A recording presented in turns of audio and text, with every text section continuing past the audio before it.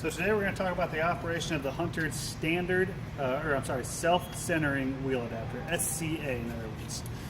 We have our Alcoa wheel adapters on. Easiest way to be able to mount it, put the top on first without having the sensor in. Don't kick it if the sensor's in. And just kind of lightly kick it and tap it into place. Kind of zoom in here a little bit if you could. We're trying to get rid of any gap that we would have right in through here. We want these to sit really nice and flush if at all possible, all four all the way around.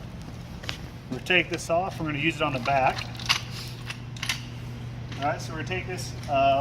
Notice that it does not have a casting in the middle, like a big block casting like the front drive one does. We'll show you the difference between the two.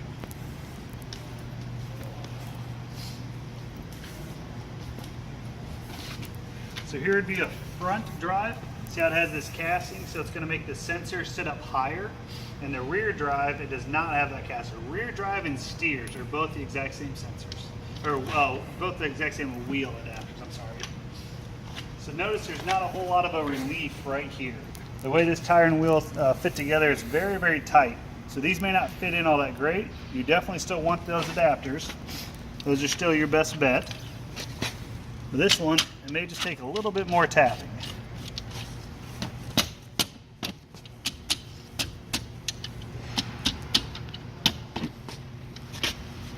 Okay, we want to make sure it's on there good enough. We should be able to grab it and give it a pretty good yank and it's not coming off. I mean, the truck was literally shaking right there. So we should be able to get it on there really pretty well. On our front drive, we're going to mount in the same manner.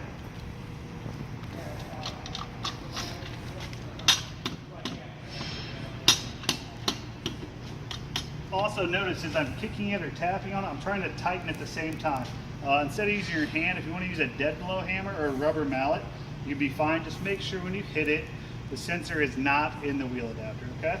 So we have that thing mounted, would be good to go.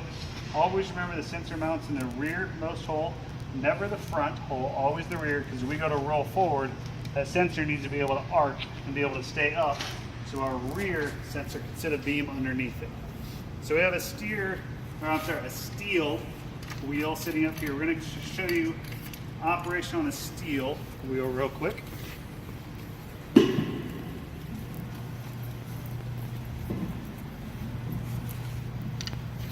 So I said earlier, these are Alcoa wheel adapter, Accuride, mainly just aluminum wheel adapters. They just slide on and off. So if you ever go to use one, make sure when you put it on, it bottoms out all the way. It's not going to do a whole lot of good if you have three of them that are bottomed out and one that's not. Then our wheel adapter cuts it all crooked.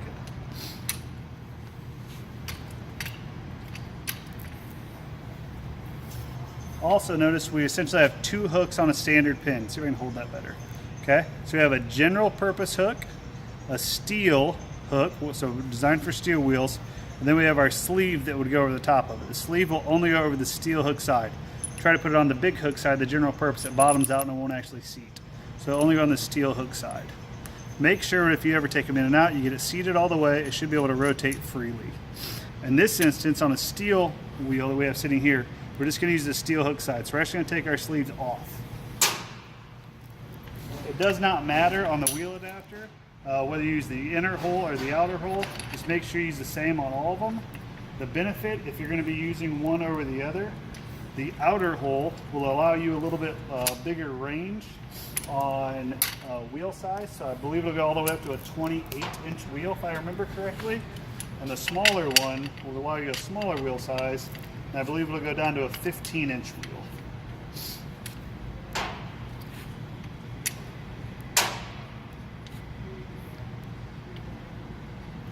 Okay, so notice I'm rotating these pins around. When we had the aluminum wheel, we had the hooks coming in from the outside. Okay? So we had the aluminum wheel, the hooks were coming in from the outside. The way steel wheels are designed, we always have this lip, this curve coming down, so you don't really want to grab on the outside a whole lot. It can be done, but it's not really the preferred way to do it. Much more so, have your steel hooks ready, set the bottom ones into first. I just try to turn these so they fit the profile. Okay, then we want the front face of it to sit flush, and then tighten it up. That's it. You should be able to yank on it pretty good. Granted, this wheel's not mounted That's how you go to mount a steel wheel or an aluminum wheel. You do have the adjustment if for some reason you need to move a sensor up and down. If you do go to adjust it, you adjust that sensor whether it's up or down, however it may go. Do it before you compensate. Once we move this, now we're changing our reference point of where we're taking our measurement. So we want to make sure we move this before we compensate. Other than that, that's a quick overview of standard self-centering adapters.